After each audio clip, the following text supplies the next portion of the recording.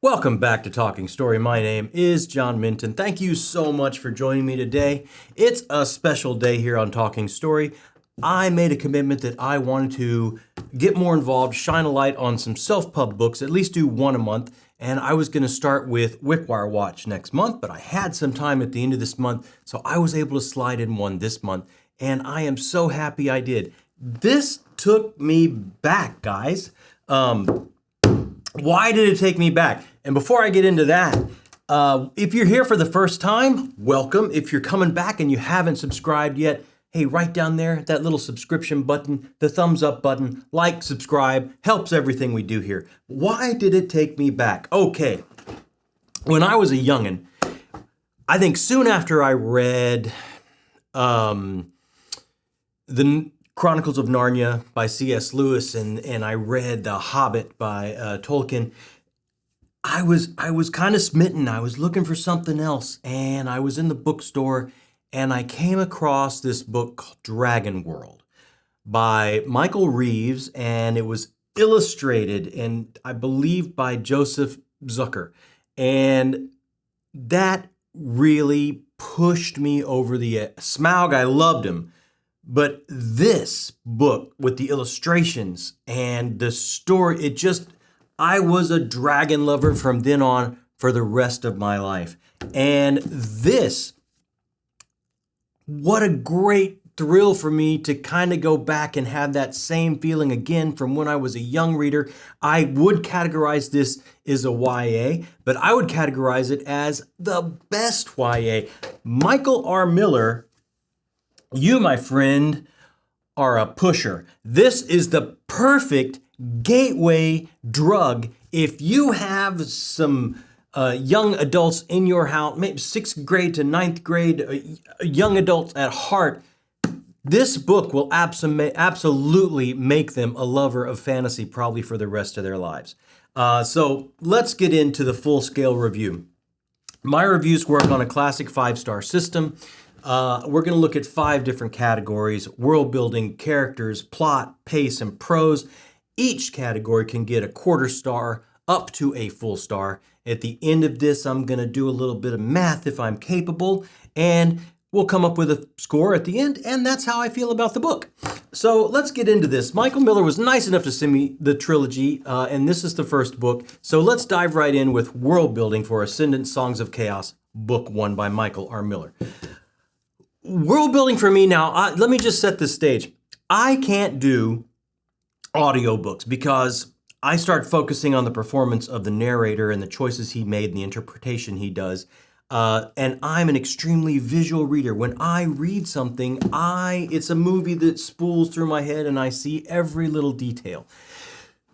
At the beginning of this book for world building, there were some aspects of the world that I just started to find in my head were maybe shrouded in fog.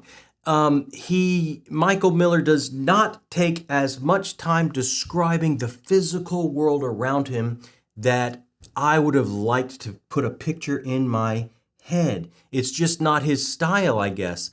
I'll give some examples. At the very beginning, we're at a place called the Crag, and he'll just drop a line that it's by the sea. He doesn't really go into what makes this world singular or the beauty of the world. We can feel the damp air on our face, or we can smell the salt, or this big tower, the Crag. Is it made of stone, or is it carved into like an actual stone? They're going up the stairs of it. Do the stairs wrap around precariously on the outside, or do they go inside? At the very beginning of the book, our main character Holt is doing some shopping because his father is the cook, and he's picking up some items. And it does cover every store he goes into, but not the main thoroughfare of the town of these shops and everything. It's just a few items to give you a sense of space. And I like sometimes in fantasy when we don't overdwell, like some writers are prone to do, but this did just not give me enough to kind of set a place. It's absolutely your standard medieval setting. Everybody can connect to it right away, but I just wanted to get more of a picture in my head of what makes it singular. and the physical reality around us. As the book went on, I feel I was able to do that more. The character's journey through the Withering Wood, I got a better picture of the Withering Wood. Towards the end, it ends at a place called the Kingdom of the Thousand Isles, and I got a better picture of my head of that and the beauty of it. But I just don't think, and I'm not sure if it's because maybe he wants to get straight to the action, but the readers are with you. I think you can take more time. You are creating a wonderful tale here, and I would just let Michael know, take more time, linger on the world, give us a picture more so that we can have in our heads, and what happens later, and I'll cover it in plot, as the Scourge rolls in and starts to co-opt this natural world. I think we'd have more of a feeling if we knew the beauty of the natural world and we had more of a picture in our head and you took more time. Having said that, now, there's a flip side of this with world building, and it's why I put character as the second category here, and I'll get to that. But the flip side of this is it's entirely fleshed out and realized on a different level, and that is I'll cover in character. But for magic system, political hierarchy, class system, all these things I think were there. All these things were great for me. I just think the physical reality I could have had with a bit more fleshing out and a bit more of a picture. And that's why for world building, I'm going to take a quarter off. Everything else was there, basically. It was just the physical reality. I wanted more of a picture. So I'm taking a quarter off. World building, I'm going 3/4 star. Let's go to character. Usually here I go to plot. I'm going to go to character first. And this is because this is the flip side of why I thought the world building, I took that little quarter off. This is where the world building absolutely excels through character. And let me explain why. What I was lacking in the physical reality around me is so amazing and immersive in the internal emotional landscape of this world through its characters. The magic system completely revolves around the bond of a dragon rider as it bonds to its dragon. The magic in this world absolutely springs forth from the dragon's very soul. And as the rider and the dragon form this bond and connect, you get such an amazing sense of completely fleshed out world of the interior emotional landscape of these characters and how the magic systems work and how the world works overall with these dragon riders in it through the emotional work of the characters. So anything I was lacking in that physical picture in my head, the physical world with a picture in my head to pull me through, was more than made up through character and world building of the interior emotional landscape. These characters, now it's a classic coming of age story with Holt Cook, and he's a classic trope of not the farm boy, but his dad is the cook at the crag, and he is assisting in the kitchen, and he's going to ascend beyond his station. A trope we're all familiar with in coming of age, but it was done so beautifully here. It was never let go. The character always remembered where he came from, always remembered what he was overcoming, always remembered what it was like, where he came from to have contact and interpersonal communications and relationships with people from stations much higher than him. It was never let go. It was a theme that played all the way out. And it was a theme that was played the other way around as well, as those from other stations started to look at Holt Cook in a totally different way as he continued to flourish beyond what they thought his station should allow for. And it was such a beautiful, beautiful theme that was played out within the interior landscape of these characters. I cannot go any further in character without bringing up the character of Ash, which is Holt's dragon that he is bonding to. What an amazing journey this was. Such an amazing roller coaster ride of compassion and empathy. And I just so appreciated the journey that Holt took with Ash. And a lot of these times we have the farm boy, or in this case, the cook, the apprentice cook, is going to be the savior figure that goes past their station in their ascendance and their progression.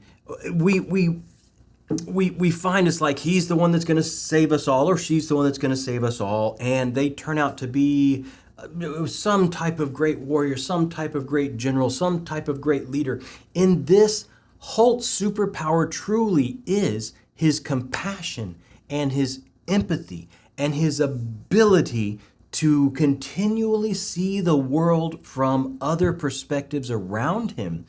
It is such an amazing way to have a hero and have somebody above their station continue to grow. And as they grow and progress, they do get strengths and they do get abilities and they do get powers, but they never lose their humanity. They never lose their superpower that comes all the way back to compassion and empathy. And I was so struck by this. Any young reader would just be, I think, so well served to follow a hero's journey where that is the case. There are times, and I mean, no spoilers, guys, but of course there are times as he goes on this adventure, things get tough, things get adventurous, and he has to fight back.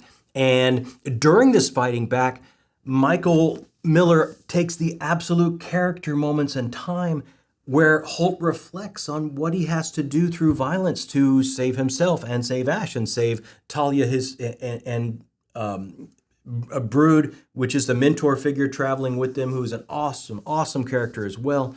But he takes the time for Holt to have that emotional moment. It's not just a flick the sword clean and put it back in the scabbard.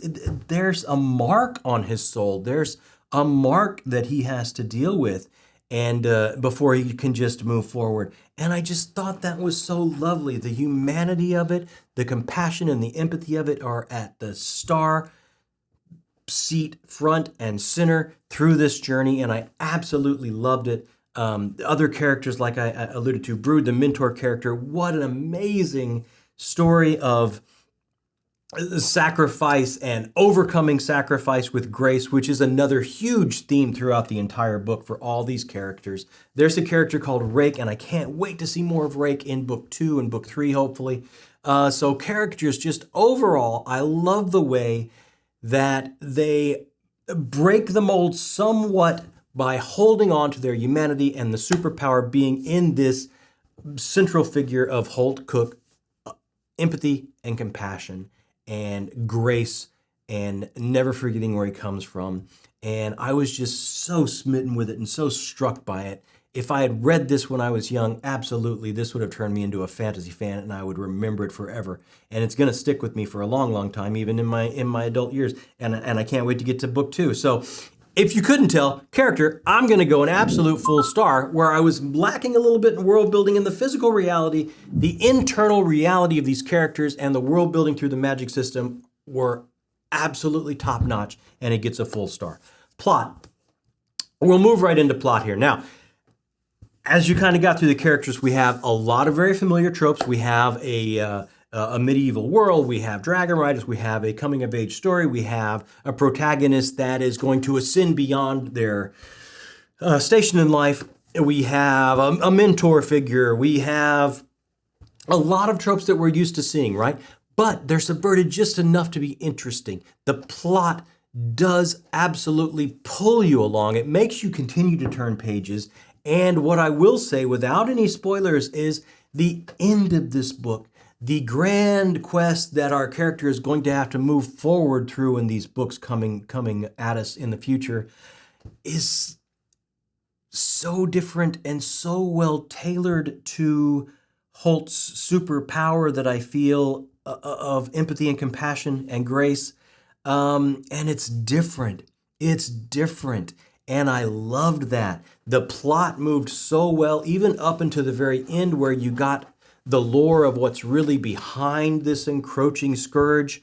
And so a bit of the plot, again, all these regular tropes, Holt worships and idolizes these dragon riders that are stationed at the crag where he's working in the kitchen with his father, who is the main cook. And like a rock star, superstar dragon rider is coming from another, because they're worried about the scourge. The scourge is the co-opting and the ruination of the natural world that is brought about by this insectoid type of encroaching army. And they can actually not only affect the nature around us by the scourge and just turning it into a dripping, pus-ridden, disgusting reality, they can actually raise the dead, and the dead will actually fight for them. So it's a very dark, encroaching type of scourge coming into this kingdom. So this great dragon rider is coming to the crag to check up on this encroachment, make sure that we can draw lines and keep humanity safe. And it's a big deal, and Holt really wants to even just catch a glimpse of him. And in so doing, getting around the dragon riders, he notices that there's a bunch of new eggs that have been hatched, and one egg that is going to be destroyed because it has a impurity on it, and this just can't sit well with Holt, and he ends up taking this egg and hiding it. And this is Ash that is born, and he bonds with, and that impurity is the dragon is blind.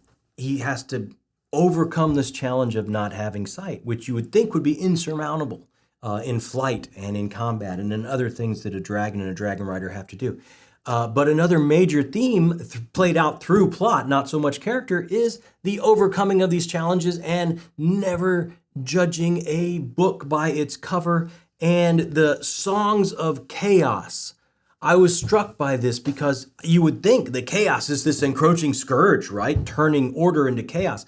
The songs of chaos, the chaos is this civilization, this human civilization in the crag and in other cities around the world is so attached to order because they see this chaos encroaching. So all of their laws, all of their rules are order will bring us salvation. These are the traditions. This is what we have to follow. And Ash being born is a little bit of a chaos. It's a little bit of a chaos factor that no one planned for. And he's an entirely different type of dragon because no one's allowed for chaos to come into their orderly world before. No one's allowed someone from a lower station to climb the ranks to dragon rider. No one's allowed one of these impure eggs to hatch. So this is an entirely new type of dragon with an entirely new type of bond, an entirely new type of power set that could be so useful. And how do we find that out? Because of the compassion and empathy. The Holt can't stand for this egg to be destroyed, so he secrets it away. And it's the song of chaos is actually through our heroes bringing a little bit of chaos to this orderly world and showing the beauty of that, the beauty of individual chaos and what it can bring to a society that is just too enamored of their lockstep way. And it was just absolutely beautiful, and it really touched me. And this was another theme through plot that we got that I was just completely enamored with. So plot, again, I thought it moved right along. It told a great story, just familiar enough for me to latch on to, but with enough subversion for me to be completely enthralled and interested, and I'm going to have to go a full star on plot. Pace. Let's move on to pace. Pace is tough sometimes, and particularly in a story like this because you've got a travel aspect to the book, right? So you travel to an area, you have a big crescendo of action possibly, and I don't want to give too much away, and then you're traveling again. And in these moments of travel, even though they are wonderful character moments of introspection and sharing, and a bit of the world is coming out that you're learning about, it can still, after a big crescendo, seem to slow down a little bit. So it did for me a little bit of the travel aspect of the book tend to slow down. And part of it is a good thing because I wanted to know what was coming next so badly that I wanted to get to it. But the travel aspects of it did slow down just a hair for me. So for pace, I am going to take a 1/4 star off and give 3/4 star for pace. Prose. I was corresponding back and forth with Michael, and I didn't want to jump the gun or to any conclusions. His picture, he looks like a very young person, but I wasn't sure. So I wanted to know, how old were you when you wrote this book? How old are you now? Because obviously he is right in the midst, right in the beginning of his artist journey. I know he's written some books before this series, but still I feel like he's just starting out. He's just getting to go and find what his prose style is. And where his prose absolutely rings every bell for me is and again, this is so important because this is a book for maybe a young reader first coming to the fantasy genre. And it's a lot of maybe new concepts coming at somebody. And the language and the prose is so concise and so easy to follow. And the concepts are, and these are some heavy, the magic system is involved. It has a lot of steps to it that we learn through a lot. That's what's being taught to us through some of these travel aspects that I alluded to it through Pace. And it's all conveyed to us in a beautiful way. And it's all conveyed to us in a clear and concise way. But where I will say something about Prose is what I alluded to in the top category of world building. I think he could have the confidence as a writer to take the time and linger a little bit in our physical world and describe to us the beauty and the singularity of this world. So when these insectoid creatures and this scourge starts to come in, we have the dichotomy of what it's doing to this beautiful picture we have in our mind. And I think through wordsmithing and wordplay and him having the confidence to take a little bit more time as opposed to just getting to the story and the action, I think his prose style is going to blossom and grow in such amazing ways, and I cannot wait to follow this artist's journey. And I've said that with several writers that I've discovered since coming to BookTube. Missing so many things, sticking with my favorites and finding new ones as I come to BookTube. And I'm so thrilled to find out Self-Pub is the same boat. These are artists out there working and artists out there pushing forward a movement that I'm going to get my work out there, because to not is just for me to lie to myself of who I am. And it's an artist journey that is every bit as rich and valid and thrilling to follow as anything that would come from one of the 5 main publishers. And I had questions, you have questions, everyone has questions of, wow, Self-Pub, what exactly is that? What is it? Great writers becoming greater, putting wonderful work out, and it absolutely deserves your attention. But on Prose, our final category, he's on such the right track. It tells such a clear and concise story. I think he will grow into the confidence that he deserves to linger more with his wordsmithing and his physical realities, and I can't wait to see it. I can't wait to see some of the turns of phrase that, as he grows and eases into, we are going to see in the future books. So, Prose, I think he has such an amazing, wonderful baseline, tells a story, concrete, clear, concise.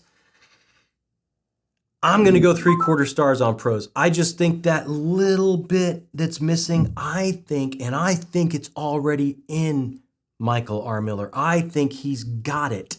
I just think he needs to unleash it. I just think he needs to have the confidence to linger a little bit and take the time. And I think it's going to be just that last step that I thought was missing in some of the descriptions of the physical world. So, Prose, 3/4 star. So if we add all that up together, guys, we're going to come in at 4 1/4 star. This is over 4 for book 1. And what do I say? 3 is a solid book. I would have no problem recommending that book if I know it's to your taste. 4, that goes straight up to my favorite shelf. And as I was saying before, I know a lot of you, me included, were going Self-Pub. I mean, what is that? What does that mean? Like, is it, can they not get the attention? And as I was corresponding with Mr. Miller, he's not against going traditional publishing, and I can't wait to talk to him more about this journey into Self-Pub and why he chose it. But this is an actual artistic movement that is thrilling and exciting and deserves your time and attention. and you are not going to be let down by the quality. You are not going to be let down by the storytelling. You are not going to be let down by the emotional impact that's going to pour through these characters. As I said, like this, if you hit this series and you're just at that right age, coming to fantasy, this is a serious gateway drug that is never going to let go. So I can't wait to read more self-pub, and I can't wait to talk a little bit further with Michael Miller. He has agreed to come on the channel and talk to me, and I can't wait for this interview to happen. I can't wait to bring it to you. I've got some questions here that I had right after I set the book down, and I can't wait to find out the answers to these questions. And he is getting married. He's going on a honeymoon, so absolutely have the honeymoon of your life, Michael. And when you come back, I cannot wait to talk to you. And I cannot wait to move forward in this trilogy. And I thank you so much for sending it to me. And I thank you so much as an artist for taking the risks and putting your work out there in a different way and through a different movement. And I am just thrilled. I am absolutely thrilled that you have opened my eyes into this movement, and I can't wait to go further and further into it. So that's it for me, guys. There's no spoiler section. I want to be vague about this one because I think it's particularly the end I loved so much when our eyes were open to everything that's going on with the lore and the backstory of these dragons. I don't even want to put anything out there. I usually have a little spoilery section. This time, I'm not even going to do it because I don't even want to put it out there. I just want you to come in as blind as possible. And if you've got any younger readers in your household, man, take the time, read this together. You will have a blast. Thank you so much for stopping by. Like, subscribe, leave some comments. That goes straight to my heart, guys. I love talking back and forth with you. If you have got into the self-pub movement, if you are thinking about getting into the self-pub movement, if you've got writers that you're following through the self-pub movement that I should probably know about, put them down there in that comment section. I promise I will act on it. I will seek them out. I will find them. I can't wait to read more of it. My name is John Minton. Thank you so much for spending time with me here on Talking Story.